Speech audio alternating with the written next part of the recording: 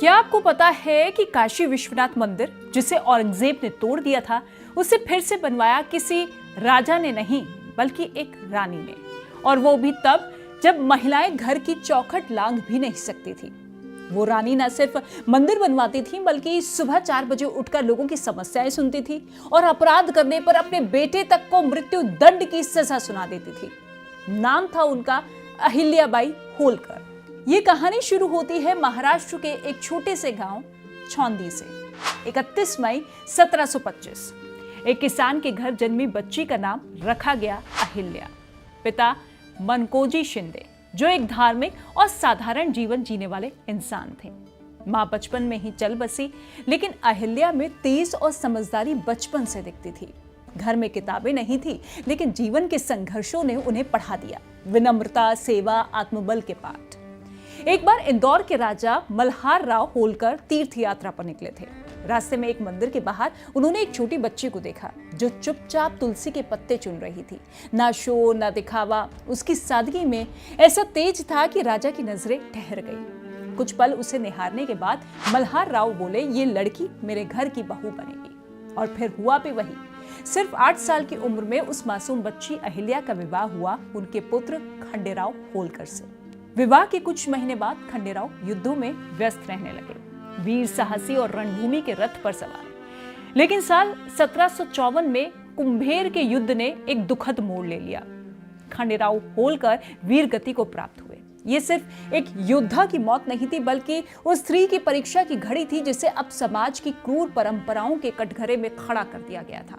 चारों ओर से एक ही आवाज उठी, सती हो जाओ, सती हो जाओ अहिल्या। यही धर्म है, यही मर्यादा। लेकिन तभी एक आवाज उसी भीड़ के शोर से चीरती हुई आई, उनके ससुर मल्हार राव होलकर की। उन्होंने दृढ़ता से कहा, नहीं, अहिल्या का जीवन चिता की भेंट चढ़ाने के लिए नहीं है। उसका जीवन अब इस राज्य की प्रजा के लिए है, सेवा, न्याय और धर्म के लिए। और अहिल्या ने अपने ससुर की बात मानते हुए उस दिन न केवल सती होने से इनकार किया, बल्कि समाज को यह भी दिखा दिया कि एक नारी केवल करुणा की प्रतिमा नहीं, शक्ति और सेवा की मिसाल भी बन सकती है। साल 1766 में मल्हार राव होलकर का देहांत हुआ। उनकी गद्दी पर बैठे उनके पोते मालेराव। लेकिन दुर्भाग्य ने एक और परीक्षा तैयार कर रखी थी।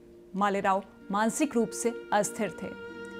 अहिल्याबाई होलकर, जिन्हें ना राजनीति आती थी ना तलवार चलाई थी, लेकिन उनके पास था संवेदना की गहराई, न्याय की समझ और आत्मबल की लौ।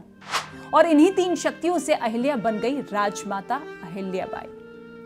राजमाता बनने के बाद अहिल्याबाई ने सबसे पहले काम यह किया कि उन्होंने इंदौर नहीं बल्कि महेश्वर को अपनी राजधानी बनाया, जो एक पवित्र नगरी थी और अब वो कर्मभूमि बनी।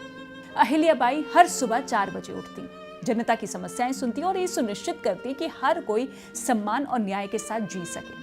उन्होंने कहा कि राजा वही जो पहले प्रजा का सेवक हो। महेश्वर शहर आज भी उनके न्याय, निर्माण और सेवा की गवाही देता है। अपने ही बेटे को कुचलने के लिए रथ पर सवार हुई। अहिल्याबाई को न्याय की देवी कहा जाता था। एक बार की घटना का जिक्र है कि अहिल्याबाई के बेटे मालेराव एक बार अपने रथ से सवार होकर राजबाड़ा के पास से गुजर रहे थे। तभी रास्ते में एक गाय का छोटा सा बछड़ा खेल रहा था। लेकिन जैसे ही मालेराव का रथ वहां से गुजरा, वो बछड़ा कूदता फांदता रथ की चपेट में आकर बुरी तरह से घायल हो गया। बस चंद मिनटों में तड़प तड़प कर बछड़ा मर गया। मालेराव ने इस घटना पर ध्यान नहीं दिया और अपने रथ समेत आगे बढ़ने लगे। वो गाय अपने बछड़े के पास पहुंची और बछड़े को मरा हुआ देखकर वहीं सड़क पर बैठ गई। तभी वहां से अहिल्याबाई का रथ गुजरा। वो ये नजारा देखकर वहीं ठिठक गई। आसपास के लोगों से पूछने लगी कि यह घटना कैसे हुई, किसने बछड़े के साथ ये किया। हर कोई उनके बेटे का नाम लेते हुए डर रहा था। फिर किसी ने हिम्मत करके उन्हें घटना के बारे में बताया।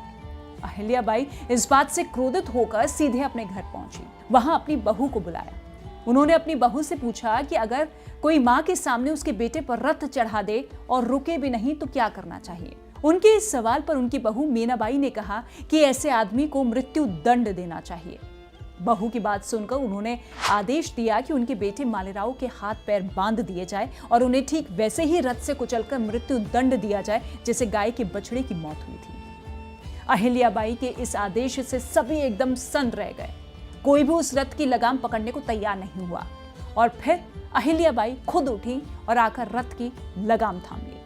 लेकिन जैसे ही वो रथ को आगे बढ़ाने लगी तभी एक ऐसी घटना हुई जिसने सभी को मन से झकझोर दिया, क्योंकि जैसे ही वो रथ को आगे बढ़ा रही थी तभी वही गाय आकर उनके रथ के सामने खड़ी हो गई।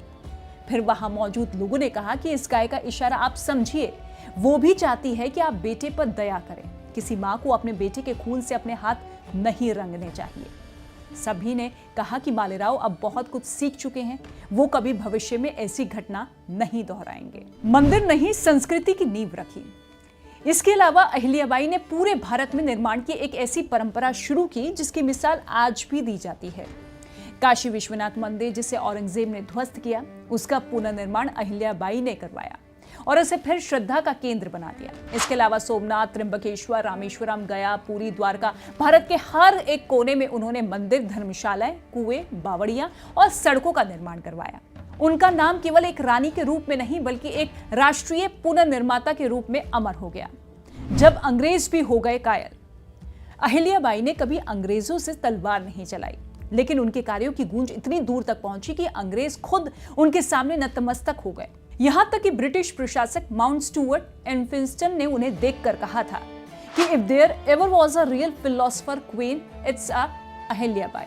यानी अगर इस धरती पर कभी कोई सच्ची दार्शनिक रानी हुई तो वो अहिल्याबाई है। अहिल्याबाई का प्रभाव इतना गहरा था कि जिन अंग्रेजों ने आधे भारत को लहूलुहान किया, उन्होंने भी अहिल्या के शासन को आदर्श राज्य कहा, क्योंकि वो तलवार से नहीं बल्कि अपने चरित्र, न्याय और करुणा से इतिहास लिख रही थी। 13 अगस्त 1795 को अहिल्याबाई का देहांत हुआ, लेकिन वो कहीं गई नहीं। उनका नाम आज भी महेश्वर के घाटों पर दीपों की लौ में जलता है।